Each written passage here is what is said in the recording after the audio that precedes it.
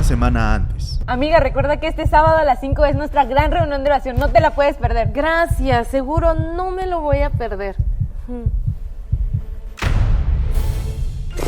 Ay, no, pero ya sé, la que nunca falla. Hola, querida líder. Ay, no vas a creer lo que me pasó. Me enfermé muy feo del estómago y me dio una tos. Ay, no creo poder ir el día de hoy, pero te prometo que la otra semana sí iré. Bendiciones. Ay, Teresa, ¿qué estás diciendo? Si ir a la iglesia es genial, poder leer la Biblia es asombroso. Y orar, y hasta mismo Jesús nos enseñó a orar, nos dejó instrucciones para poder hacerlo. Teresa, ¿qué te está pasando? Si tan fácil que es orar, si hasta mismo Jesús nos enseñó a hacerlo. Y cuando oren, oren de esta manera. Padre nuestro que estás en los cielos, Santificado sea tu nombre. venga tu reino, hágase tu voluntad como en el cielo, así también en la tierra. El pan nuestro de cada día, Dánoslo hoy, y perdona nuestras deudas, así como nosotros perdonamos a nuestros deudores, y no nos metas en tentación, mas líbranos del mal. porque tuyo es el reino, el poder y la gloria por todos los siglos. Amén. Amén. Sí voy a ir a la reunión de oración. Amén. Disfrutando hablar con el Padre. Disfrutando hablar con nuestro Padre, con mi Padre Celestial. Estamos disfrutando un tiempo muy especial con Dios, principalmente porque hemos comenzado a orar como iglesia 3 veces al día. Y quiero iniciar así, invitándolos a que se conecten con nosotros a las 5 de la mañana, a la 1 de la tarde y a las 9:30 de la noche. De hecho, hoy a las 9:30 estoy orando, le estoy pidiendo al Señor que por lo menos 500 dispositivos, entiéndase, un teléfono o una computadora, puedan conectarse a nosotros a orar vía Zoom. Pídale a su pastor o a su líder ese link, o si usted es parte de la comunidad Lluvias de Gracia en WhatsApp, donde estamos la mayoría de nosotros, por favor conéctese, estamos pidiendo, y saben, quiero animar a los jóvenes. Está bien que oremos la gente sabia o madura, como su servidor, por no decir ya de la tercera edad, ya estoy besando la tercera edad. Sin embargo, y a mí me alegra, por favor nadie se va a sentir ofendido, estoy diciendo que gente como yo estamos orando. Y quiero ver rostros jóvenes, porque estoy preocupado qué va a pasar de aquí a 20, 30 años si nuestros jóvenes no oran, no les puede ir bien en la vida. Así que quiero animarlos a que hoy todos nos conectemos. ¿A qué hora? ¿Cuántos se van a conectar? Me motivan sus amenes.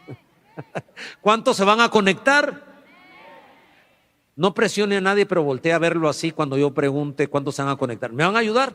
Por favor, ahí lo volteé a ver así con cara de pistola. A ver, hermanitos lindos, ¿cuántos se van a conectar? ¿Lo volteó a ver? Muy bien, gracias. Sabemos que esto no es un juego, que orar es la cosa más extraordinaria que nos puede suceder. Quiero dar la bienvenida a cada uno de ustedes. Gracias por estar este día acá. Este aplauso es para ti, que viniste por primera vez. Muchas gracias por apartar el tiempo y venir a buscar el rostro del Señor. ¿Les parece si también saludamos a los que están en su casa? Este aplauso es para ustedes. Agradecemos mucho su sintonía, ya sea por radio, por televisión, por YouTube o por el link que envía la iglesia. También queremos aplaudir, si me ayudan, a Lluvias Petén, allá en Poptún. Estamos iniciando una iglesia, y también a Lluvias Roosevelt. Estamos aquí para iniciar esta celebración. Hace una semana iniciamos esta serie de oración titulada Amén, disfrutando conversar con mi Padre. Porque orar no es un monólogo, no es solo hablar una persona, es una conversación de ida y de vuelta. Y un día se acercaron los discípulos de Cristo y le dijeron: Señor, enséñanos a orar. Pero ¿saben qué estaba haciendo Jesús?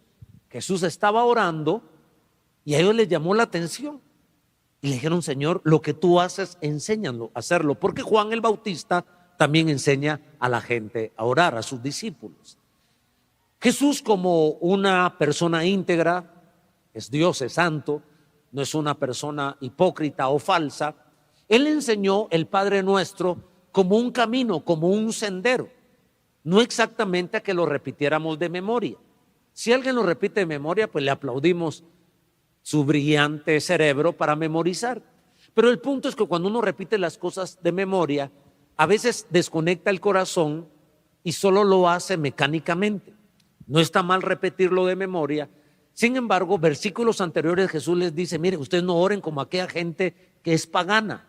Literalmente dice, no oren como los gentiles, porque ellos hacen largas oraciones de memoria, pero solo para impresionar a las personas. Y después de eso Él enseña el Padre Nuestro. En latín es Pater Noster. Yo les conté que de niño me enseñaron el Padre Nuestro, o sea, lo llegué a aprender de memoria de latín, pero honestamente nunca sentí la presencia del Señor. No está mal aprenderlo en latín, no está mal aprenderlo de memoria, pero el punto es comprender la esencia de lo que Jesús quiso enseñarnos. Él nos deja como un bosquejo, como un mapa, un sendero para entender los diferentes pasos del Padre Nuestro. Por lo menos hay como 10 conceptos que nos pueden ayudar en el Padre Nuestro. Comienza diciendo Padre Nuestro. Y el Padre Nuestro, o sea, esa expresión nos ayuda porque no vemos a un Dios lejano. No solo lo vemos como Padre más que como juez, sino además lo sentimos cercano. ¿No es cierto que en algún momento tú y yo, cuando tratamos de acercarnos a Dios, sentimos que Dios está en nuestra mente? Hay una percepción que Dios está muy lejos y que más que ser un padre es un juez. Pero Él es Padre Nuestro. Algunos hemos tenido dificultad de conectarnos con Dios por la ausencia paternal, es decir, crecimos sin papá o en el peor de los casos tuvimos un mal padre. ¿Se imaginan en nuestro subconsciente el trabajo que ha de haber? Y por eso nuestras emociones no se conectan con Dios. Le podemos decir Señor, soberano, altísimo, extraordinario, pero decirle Padre es un bloqueo. No digamos decirle papito o papi. Yo quiero desafiarlos hoy porque hoy hemos cambiado el programa del culto. ¿Se dieron cuenta? Hoy ya comencé a predicar porque vamos a sacar un buen tiempo. Dije un buen tiempo para orar, para alabar, donde tú vas a poder pasar al altar cuando tú lo desees, vas a poder hincarte cuando tú lo desees, pero vamos a tener casi una hora, no la van a sentir. Les ofrezco que casi no la van a sentir. Algunos lo van a hacer sentados, otros parados, otros hincados. Vamos a alabar, vamos a orar a Dios de una manera extraordinaria. Pero este es el punto. No lo podemos hacer si no entendemos que Él es nuestro Padre y que nosotros somos sus hijos. La segunda parte del Padre Nuestro, o el segundo punto del Padre Nuestro, tiene que ver con santificar el nombre de Dios. Santificado sea tu nombre. Santificar significa apartar.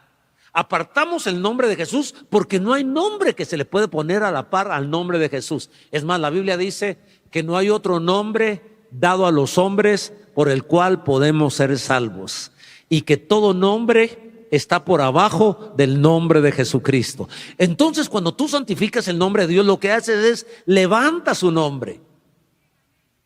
Y los nombres de Dios es uno solo, pero tiene muchos nombres. Asombroso, admirable, Padre eterno, príncipe de paz, consolador, roca eterna, el alfa, la omega, Jehová Rafa, Jehová Jireh, Jehová Adonai, Jehová Sabaoth, que son términos en hebreos que significa Jehová de los ejércitos, Jehová mi Señor, Jehová mi proveedor, Jehová mi sanador. ¿Alguien me está siguiendo aquí? Entre más conocemos a Dios, más podemos levantar las cualidades de Dios. El tercer punto del Padre Nuestro es: venga tu reino, en contraposición del reino de este mundo. El reino de este mundo es oscuridad, es pecado, es inmoralidad sexual, es violencia, es venganza. Pero ¿cómo es el reino de Dios? Justo.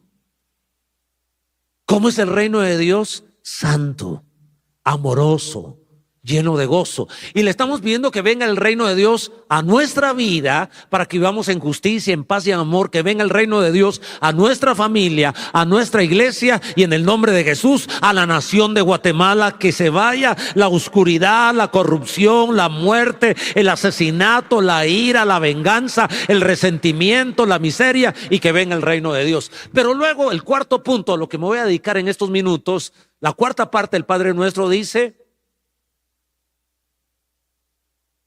Yo pensé que se lo habían memorizado ustedes el Padre Nuestro de niños. Después de venga tu reino, dice, hágase tu voluntad, así como en el cielo, así también en la tierra.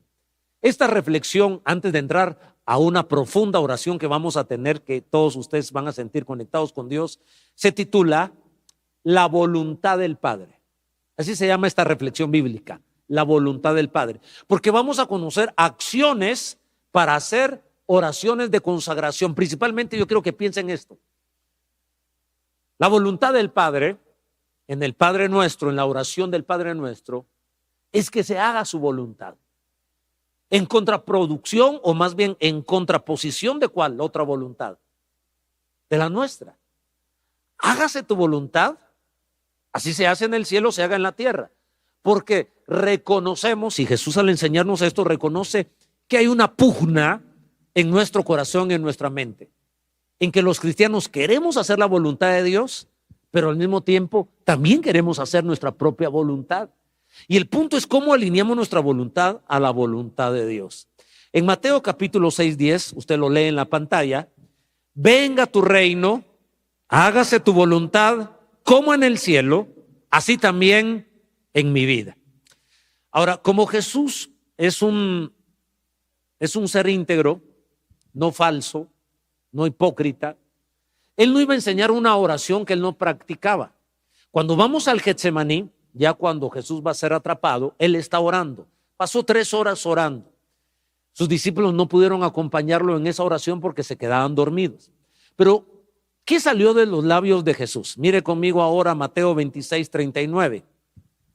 Padre mío, Jesús sí vivía lo que enseñaba. Él nos enseñó a decirle Padre nuestro, porque era en plural. Pero cuando él estaba solito con su Padre, le decía, Padre mío, si es posible, pasa de mí esta copa, pero no se haga como yo quiero, sino como tú. ¿Ven la disputa que había en el corazón de Jesús? Él quería hacer la voluntad del Padre, de su Padre. Pero él sabía que hacer la voluntad de su Padre, el camino era difícil, porque era llegar a la cruz del Calvario. ¿Qué significaba llegar a la cruz? En el cuerpo iba a tener mucho dolor. Jesús no era masoquista. Si quieres, pasa de mí esta copa, pero no se haga mi voluntad, sino la tuya. Porque llegar a la cruz, no solo su cuerpo iba a ser masacrado, sino iba a sentir la espalda de Dios. ¿Por qué la espalda de Dios? Porque cuando Jesús cargase con todos nuestros pecados, y Dios es santo, le iba a dar la espalda. Ese momentito cuando gritó, Elí, Elí, lama sabactani, Dios mío, ¿por qué me has abandonado? ¿De qué cuenta el Padre lo iba a abandonar? Fue en el momento, en ese segundo, cuando Él llevó tus pecados y mis pecados. Nunca más vuelvas a decir que Dios no te ama, porque Él se hizo culpable para que tú y yo fuésemos declarados sin mancha, sin culpa, es decir, justificados. Es glorioso saber lo que Él hizo, pero no era fácil.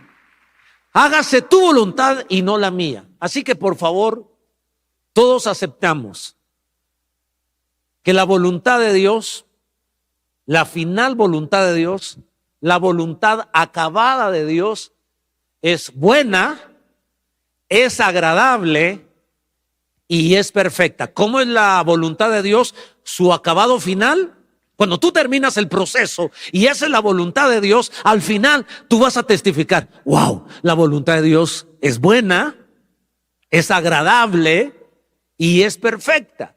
Pero el camino para llegar a decir que la voluntad es buena, agradable y perfecta, ese camino muchas veces no es agradable. Muchas veces mientras estamos haciendo la voluntad de Dios, muchas veces no es agradable. Muchas veces no es agradable a la esposa tener que soportar a un hombre grosero. Y la mujer se hace tolerante porque sabe que la mujer debe ser sujeta a su esposo, a un esposo gruñón, de maltrato. Y la mujer es cristiana y en su oído oye el texto bíblico: mujeres, están sujetas a sus maridos. ¿Es agradable para la esposa soportar a un hombre gruñón? No es. O a la inversa. La Biblia nos dice a los esposos que tratemos a nuestras esposas como vasos frágiles. Pero si la esposa es de mal carácter, gritona, impulsiva, y uno tratar de una manera como un vaso que se va a quebrar con mucha ternura a una mujer herida en su corazón porque la trataron mal, me estoy dando a entender. Lo que estoy diciendo es que cuando tú haces la voluntad de Dios, el acabado final vas a decir: valió la pena haber soportado a mi esposa o mi esposo, porque Dios hizo la obra en él. Te profetizo que Dios va a hacer la obra en tu esposa y en tu esposo. Si tú tienes la fuerza de hacer la voluntad de Dios y soportar como Jesús lo soportó, el final va a ser bueno, agradable y perfecto. Entonces, con estos ejemplos, yo le estoy diciendo que la mayoría de veces no es fácil hacer la voluntad de Dios. Por lo tanto, tenemos que hacer lo que hizo Jesús. ¿Qué hizo Jesús? 100 puntos al que me responda qué hizo Jesús. Esa hermana, dele 100 puntos, por favor. Oró. Si tú quieres hacer la voluntad de Dios, mi querido amigo y amiga, tenemos que orar. ¿Por qué tenemos que orar? Para que nos pase lo que sucedió con Jesús. Fue una guerra. Oró 1 hora Jesús: Señor, no se haga mi voluntad sino la tuya. No sé. Y su sudor era como gotas de sangre, estaba sufriendo. Pasó la primera hora, hizo la segunda hora, la tercera hora. Y dice la Biblia, y te profetizo lo que pasó con Jesús. Y profetizo no de mi invención, no de mi alma. Profetizo lo que está en la Biblia, lo que está escrito. Dice la Escritura que cuando Jesús terminó de orar la tercera vez, se le apareció un ángel para fortalecerlo. Eso te profetizo, que cuando tú haces la voluntad de Dios, pero tienes que orar para que se te aparezca el ángel. Hay que orar, amigo. A mí, ¿qué será que nunca se me ha aparecido un ángel? ¿Cuánto tiempo oras? ¿Y qué clase de oración es? Dame. Oh, Señor, yo quiero que me des, pero quiero que se haga tu voluntad antes que mi voluntad. ¿Estamos? Muy bien. Entonces entendamos estas 3 lecciones. La primera: haz la oración de consagración todos los días. El Padre Nuestro es para hacerlo, no digo solo de memoria, sino extraer los principios del Padre Nuestro, es para hacerlo todos los días. Comemos todos los días, ¿es cierto o no es cierto? Porque es parte del equilibrio de nuestra naturaleza humana comer. Si no comemos, nos desnutrimos, nos desmayamos, perdemos la fuerza, nos enfermamos. La oración es de todos los días. ¿Recuerdan cuando Jesús cuando da permiso en el Padre Nuestro para que uno pida todo lo que quiera conforme a su voluntad? Es: Padre, darnos el pan de cada día. O sea, todas las cosas materiales podemos pedir, pero tenemos que pedirla todos los días. Porque Dios quiere que demostremos nuestra dependencia de Él. Así que nosotros debemos pedirle al Señor todos los días que nos ayude a hacer su voluntad. Vuelvo a leer Mateo 6:38, pero ahora con un contexto más amplio. Dice así la Escritura: entonces Jesús les dijo: mi alma está muy triste hasta la muerte, quedaos aquí y velad conmigo. Yendo un poco adelante, se postró sobre su rostro orando y diciendo: Padre mío, si es posible, pasa de mí esta copa, pero no se haga como yo quiero, sino como tú. Él estaba sometiéndose a querer hacer la voluntad de Dios, porque el acabado final de la voluntad de Dios, grite conmigo: bueno, agradable y perfecto. Así es la voluntad de Dios. Su acabado final es bueno, agradable y perfecto. Porque cuando Jesús murió en la cruz del Calvario, aunque le costó, aunque sufrió, pero el final fue bueno, agradable y perfecto, porque Él lo hizo, tú y yo podemos ser salvos. Y eso es bueno, agradable y perfecto. Nuestro matrimonio puede tener esperanza. Eso es bueno, agradable y perfecto. Esto es extraordinario. Al consagrarnos de esta manera, orando en nuestra vida, vamos a considerar lo siguiente, y esto es importantísimo, es el centro de lo que les quiero decir. La voluntad absoluta de Dios versus la voluntad permisiva del Señor. Cuando tú te consagras todos los días, siguiendo el sendero del Padre Nuestro, tú te estás consagrando, le estás diciendo al Señor, Señor, hoy, porque la oración es diario. No nos sirve la oración de ayer. A nadie le gusta comer pan de un día.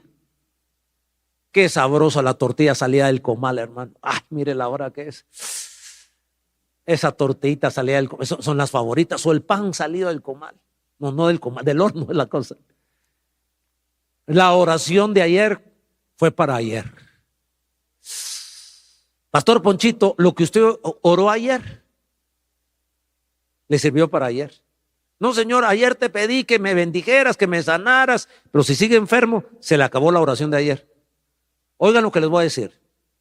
Les va a parecer raro, pero está en base al Padre Nuestro.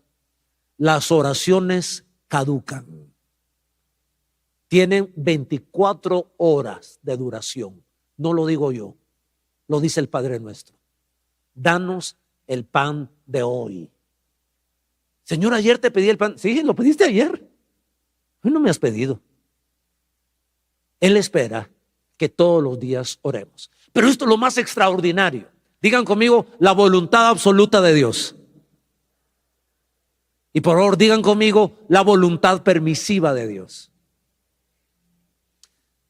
La voluntad permisiva de Dios, Él la concede cuando nosotros nos obstinamos y queremos manejar las circunstancias para hacer lo que nosotros queremos.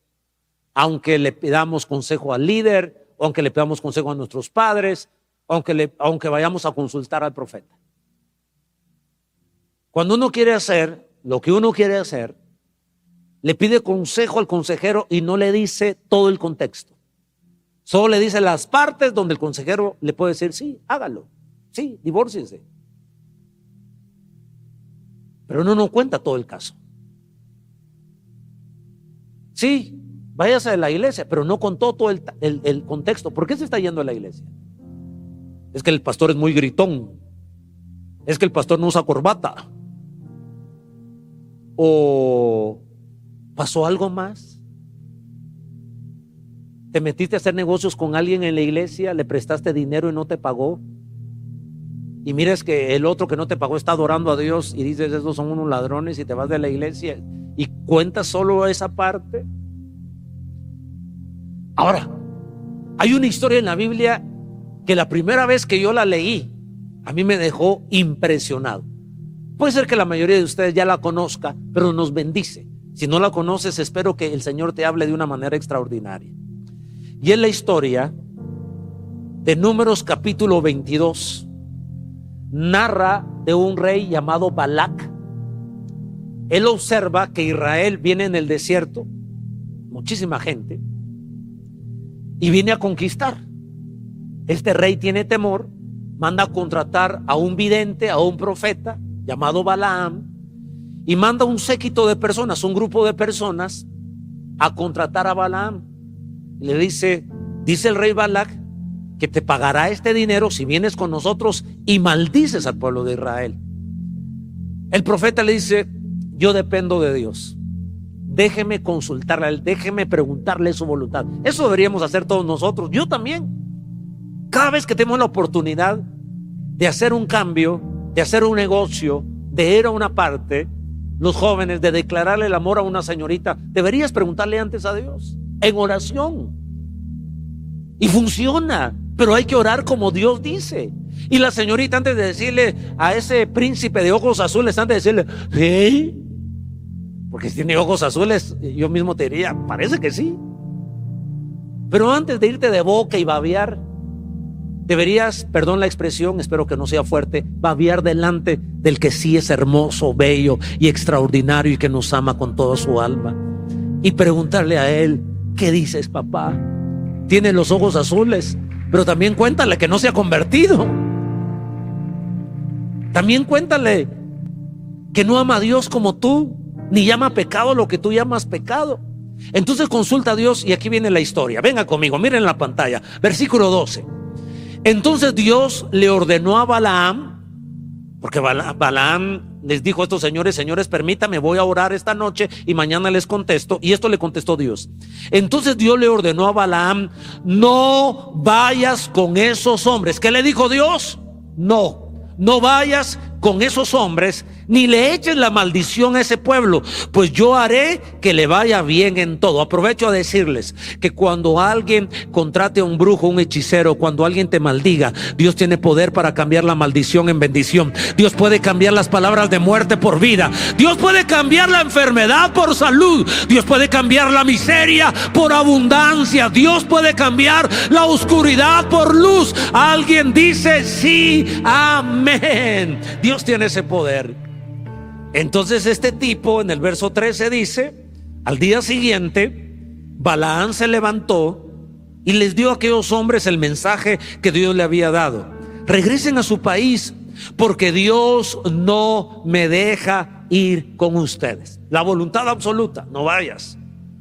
Verso 20. Aquellos se fueron tristes, llegaron con el rey Balac. ¿Qué pasó? No, dice que Dios no lo deja. Multiplicó el oro y mandó a más personas a convencer a Balaam. Llegan con Balaam la segunda vez, llegan la tercera vez y le dicen: el rey Balac dice que te va a premiar y te va a pagar, recompensar con todo este dinero, y te va a tratar a cuerpo de rey. ¿Qué le había dicho Dios al profeta? ¿Qué le había dicho? ¿Qué le había dicho? No. Y percibo que Dios, alguno de nosotros nos está diciendo: no te asocies con esa persona. No le digas sí a ese joven que se te está declarando. No te le declares a esa señorita. No lo hagas. No lo hagas. Incluso, escuchen, y quiero ser sabio y no quiero manipularles. Cada uno de ustedes está libre de venir a esta iglesia, a la iglesia que desea. Pero no se cambie almáticamente. Ni siquiera vengas a esta iglesia porque no tuviste la madurez de resolver tu problema en la otra iglesia. No solo lo digo para que manipularte y que te quedes en esta iglesia y no te vayas. Te lo digo al revés. Si es la primera vez que viniste, y yo estoy feliz que hayas venido, pero tengo que decir lo que es la palabra de Dios. Tú tienes que estar seguro y que Dios te hable. Y no te puedes ir solo y voy a establecer un protocolo aquí, porque tuve una experiencia con una persona que éramos muy cercanos, que yo era su pastor y lo sigo queriendo, pero él no me vino a pedir consejo. Yo no soy Dios para que todos me tengan que pedir consejo, pero él era muy cercano a mí y fue a pedirle consejo a un profeta de esta iglesia. Y estoy seguro, o ese profeta estaba en la carne, que no creo que haya sido eso, sino mi amigo solo le contó parte de su historia. Y el profeta de esta iglesia le dijo: ve, Dios está contigo, y se fue a otro país. Y no me consultó a mí. Yo no doy consejos donde no me invitan a que dé consejos. Si tú eres joven, quiero establecer que tu cobertura es tu papá y tu mamá, principalmente si son cristianos. Y aun cuando no sean cristianos, el papá y la mamá quieren lo mejor para sus hijos. A menos que tú como cristiano te des cuenta que lo que te están diciendo tus papás es a orillarte a pecar. Si te están obligando a mentir, a caer en un vicio, a negociar de una manera fraudulenta, aunque sean tus papás, obvio, no hay que hacerles caso. Pero pongo a tus papás por encima de mi autoridad. Tu cobertura no soy yo, tu cobertura es tu papá y tu mamá, si te aman. Y tu cobertura no es el profeta de esta iglesia. Tu cobertura es tu pastor. Te quiero recomendar que primero vayas con tus padres, luego vayas con tu pastor y luego vayas con el profeta o la profetisa si tú quieres hacerlo así. Pero te recomiendo que aprendas a orar. No se vale que consultes al pastor y a tus padres y al profeta si no has orado de verdad. con rodillas dobladas como Jesús oró. Y te aseguro que te va a ir bien en la vida, porque Dios quiere lo mejor para ti, porque tus padres quieren lo mejor para ti, porque tus pastores quieren lo mejor para ti y porque los profetas quieren lo mejor para ti. Pero el protocolo en esta iglesia así debería ser.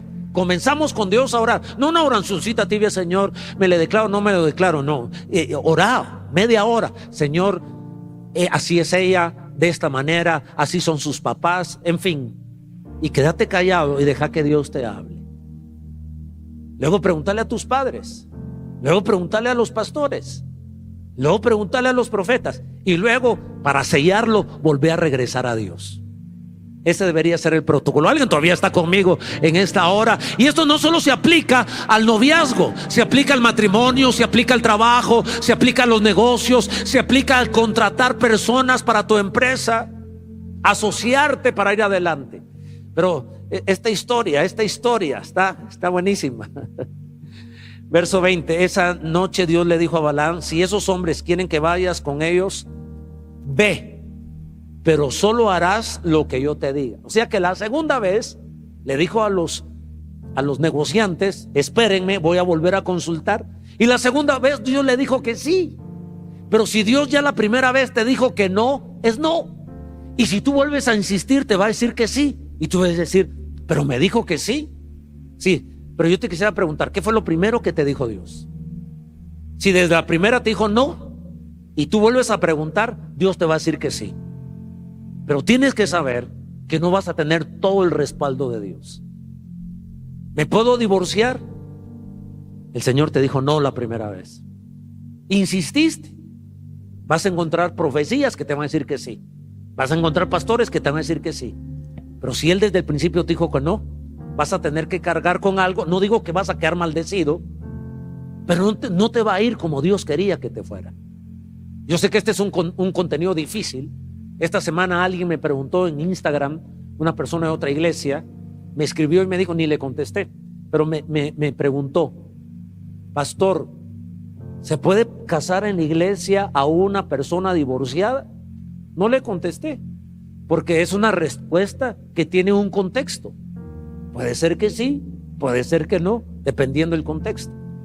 Pero si regresamos a esta historia interesante, versículo 21, Dios le dijo finalmente a Balaam, él le consultó y Dios le dijo: sí, ve con ellos. Verso 21, Balaam se levantó muy temprano, ensilló su burra y se fue con los jefes de Moab. Pero Dios se enojó. ¿Quién entiende a Dios? Bipolar Dios. Anoche dice sí, hoy dice no, y cuando me voy está bravo porque me fui. Pero Dios se enojó mucho con Balaam por haberse ido con ellos. Por eso el ángel de Dios se puso en medio del camino para no dejarlo pasar. Balaam iba montado en su burra, y sus dos ayudantes iban con él. Cuando la burra vio al ángel de Dios parado en el camino y listo para atacar a Balaam con una espada, se salió del camino. Sin pensarlo más, Balaam le pegó a la burra para que regresara al camino. Y digo yo que le había dicho: burra, ¿qué burra eres? Y no lo estaba insultando, porque le estaba diciendo que era una burra. Verso 27. Cuando la burra vio al ángel, se echó al suelo y ya no quiso dar ni un paso más. Balaam se enojó muchísimo. Y cuando uno se enoja, dice lo que no tiene que decir, ojo. Y Balaam se enojó, porque no solo se enojó muchísimo, y golpeó a la burra con un palo. En ese momento, Dios hizo que la burra hablara y le dijera a Balaam: ¿qué te he hecho? ¿Por qué me golpeas 3 veces? Ustedes no me van a creer esto, pero Balaam respondió: yo me hubiera desmayado. ¿Se imaginan? 11 de la noche, usted está viendo televisión, oye ruidos en el patio, y cuando sale al patio un gato, y el gato no le dice miau, el gato le dice: dijiste que solo ibas a ver un episodio de esa serie de Netflix y llevas 8 episodios. no te conectaste a la oración de las 9:30 de la noche. ¿Qué hace usted con el gato? ¡Ah, gato! Eso hizo Balaam, golpeó. Y el gato le había dicho, pero, y no que miau, y mi gatito. Me he comido todas las ratas de tu casa. Se puso a hablar con un animal, el profeta. No hay peor ciego que el que no quiere ver. Aunque seas un gran hombre de Dios, aunque seas una gran mujer de Dios, a veces nuestra alma quiere hacer su voluntad. Le pasó a Jesús, me pasa a mí y seguramente te debe pasar a ti. Y Balaam entra en aquel conflicto, y esta historia es impresionante porque él le contestó, el verso 29, y entonces el profeta le dice a la burra, ¿te burlaste de mí? Si tuviera una espada en la mano, te mataría ahora mismo. La burra replicó, yo soy tu burra, pero parece que tú eres más burro que yo. Toda la vida te he llevado por todos lados y nunca te he tratado mal. ¿Cómo hoy lo has hecho tú conmigo? Y entonces le dijo el profeta, tienes razón. Verso 31. En ese mismo instante, Dios permitió que Balaam viera al ángel. ¡Qué increíble! La animala vio al ángel y el profeta no vio al ángel. No hay peor ciego que el que no quiere ver. Nos está diciendo la gente, estás jugando con fuego. No coquetees con alguien que no sea tu novia o tu novio. No coquetees con alguien que no sea tu esposo o tu esposa. Te vas a quemar, vas a echar a perder ese lindo matrimonio, vas a herir el corazón de tus hijos. No lo hagas, no lo hagas, no lo hagas. No, pero usted no sabe cómo es mi mujer, ni me atiende, ni me tiene la comida, y gritona, despeinada, y peor es su madre. No, ya no quiero más. Y la otra bien pintadita, ay, qué guapo vino, cómo huele de sabroso. ¡Burro! No hay que hacer como dice Proverbios, como va el buey al matadero, así es el hombre que va a los brazos de otra mujer que no es su esposa. Y perdón, no quiero herir a nadie. Ustedes vinieron para oír una palabra de Dios, pero igual le digo, burra a la mujer que juega con fuego. No te dejes engañar. Está la voluntad permisiva de Dios y la voluntad absoluta. Y Dios se incomoda cuando nos dijo al principio no. Pero nosotros queremos ser no, la iglesia es muy religiosa y no hay que discriminar a la gente. No, miren el testimonio de aquel, se casó con una impía y a los años se convirtió y ahora es una pastora. A ella le pasó eso. Pero tú, ahora que lo sabes, estás deshonrando a Dios. Ella no conoce a Dios. Él no conoce a Dios. Pero ya vino a la iglesia. ¿Por qué vino? ¿Por querer ser novia tuyo? Entonces comenzó mal. Porque no vino a buscar a Dios, vino a buscarte a ti, a cazar una boba y la está cazando. Vino a cazar un Sansón. Y lo está cazando Dalila, porque Dalila, mano, una Miss Universo y se le movía por todos lados. Y aquel dijo, ay, yo creo que es la voluntad de Dios. ¡Bobo! Tenemos que oír, perdón, no quiero ofender a nadie, pero tal vez te despierto. No, ese es el camino. No tienes que juntarte con esa gente. Los van a meter presos y te van a jalar a ti por andar con ellos. No tienes que firmar esos papeles. No tienes que estar en esa relación. Te cubro con la sangre de Jesús. Vengo a bendecirte. Yo quiero animarte a que sinceramente hoy, cuando entremos a una oración hermosa, tú le digas, Señor, ayúdame a hacer tu voluntad.